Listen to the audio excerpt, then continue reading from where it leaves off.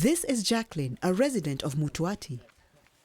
Armed with a recycled plastic bottle, she's on her way to a nearby shopping center some distance away to buy one of the essential commodities commonly used in rural communities in Kenya.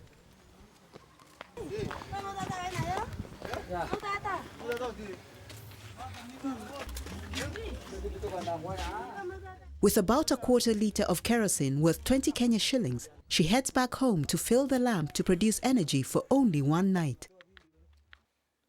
This scenario is replicated in thousands of homes where the national electricity grid is either not available, unreliable, or simply not affordable.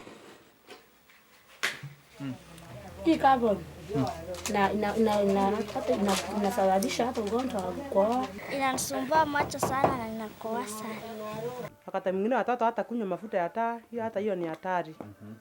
It is for this reason, among others, that an initiative was mooted to address challenges in Mutuati, a sub-county in Meru.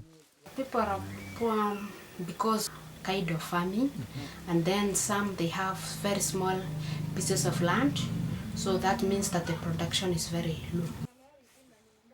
Led by the parish priest of Mutuati, Light Up a Village initiative team met in Meru town to plan on how to implement a pilot project with the aim of addressing the energy needs of the low-income homes in Mutuati.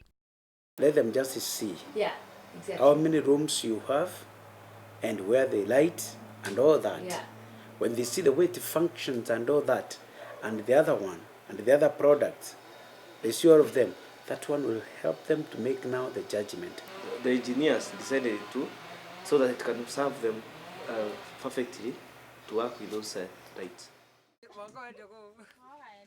Since women groups have proven to be more effective in executing development projects, the area priest invited selected groups for meetings with the purpose of introducing the Light Up a Village concept to the villagers. Hii product yangu itafanya kazi kwa masaa 72.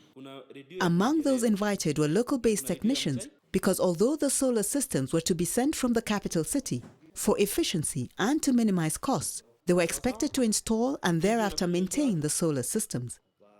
These are people who already were conversant with the project location and the community. Kazi yangu tu ni ya electrical. Sasa hiyo tumekuja kufunzwa hii mambo ya solar barefoot.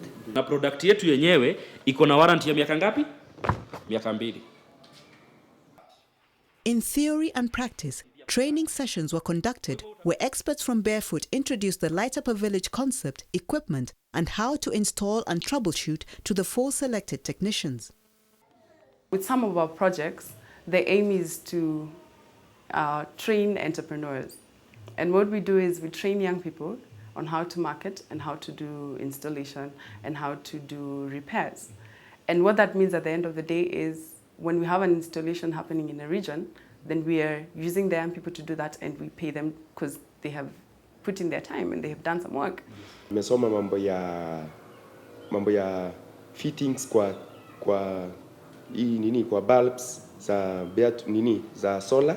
Ulikuwa unatumia pesa ngapi kila mwezi? The potential clients were taken through interactive sessions, and one of the exercises was to calculate the amount of money each family spends on energy per year. Figures were arrived at after adding up the cost of kerosene and the cost of fetching it where applicable. The business of charging mobile phones is common in Mutuati, and the total sum also included the amount paid for charging the gadgets. The electricity that is mainly generated from water is still out of reach of many rural communities in Kenya. Despite the fact that it is erratic, on average, it costs equivalent of $400 to be connected to the national grid, an amount that is by far beyond the reach of these people. After they were taken through the economic viability of the project, most women were ready to embrace the Light Up a Village pilot initiative. In this particular group, the minimum cost per homestead was about 35,000 Kenya shillings, equivalent to $350, while the highest was 120,000 Kenya shillings, equivalent to $1,200, the cost of buying kerosene for lighting, as well as what is paid for charging phones in trading centers.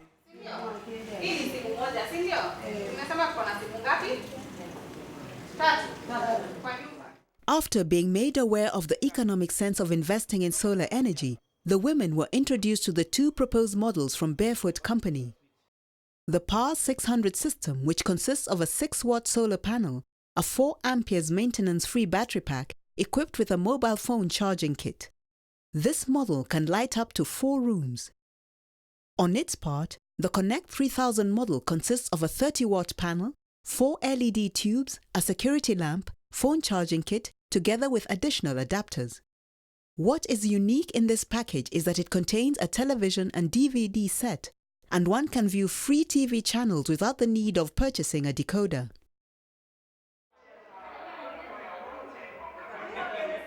It was evident that despite the fact that these women were willing to have either of the two solar systems installed in their homes, their financial status did not allow them. The people in poverty, the people who are using kerosene for starters, before we need to find a balance between that. It is due to this factor that another crucial partner was invited, the Messix Foundation, an organization that has been supporting humanitarian and development projects in Africa. In Kenya, Messix has funded a number of programs through the Diocese of Meru for the last 15 years. Regarding it as a social project, Messix availed resources for a revolving fund for the Light Up a Village program. A payback system was thereafter developed, which allowed clients to have the initial payment made as a commitment, then followed by 12 monthly installments, charges that were not to incur any interest. Those who registered for Power 600 were required to remit the equivalent of $11, while those who opted for Connect 3000 committed themselves to paying $40 per month. The 4 local technicians were contracted to install the systems, and it took the technicians 3 weeks to install a total of 147 sets, although the pilot had initially targeted for only 100. Nafurahi sana. Timu nasanji vizuri, karendio, watoto wanasoma vizuri. A visit to some of the homes 9 months later proved that the project is largely a success. Sola imeweka, nasoma vizuri sana na sikoi kwa sababu situmii mafuta, natumia sola. Nilikuwa kitumia kwa mwezi nilikuwa kitumia kama mafuta ya shilingi 500. Saa hii kwa sola hakuna pesa ninatumia, niko zero kabisa. Mwangaza kote, kukamua ng'ombe, sio faida. Apart from saving money, the Light Up a Village pilot project has proved that with solar energy, girls like Jacqueline will not face numerous risks as they trek daily to fetch kerosene. The families with TV sets are now exposed to information and entertainment that was difficult to access. Saidia kuona mambo yale yanaendelea kwa Kenya yetu, kwa the whole country, muziki, na hata movies. Kambeta kuona Obama. Obama. Resources previously used to buy kerosene, meet medical expenses as a result of fumes and the cost of charging mobile phones is now likely to be diverted to other productive engagements. The local artisans also benefited from the payment from the installation. This is one of them who, after he was paid, replaced his old motorcycle with a new one.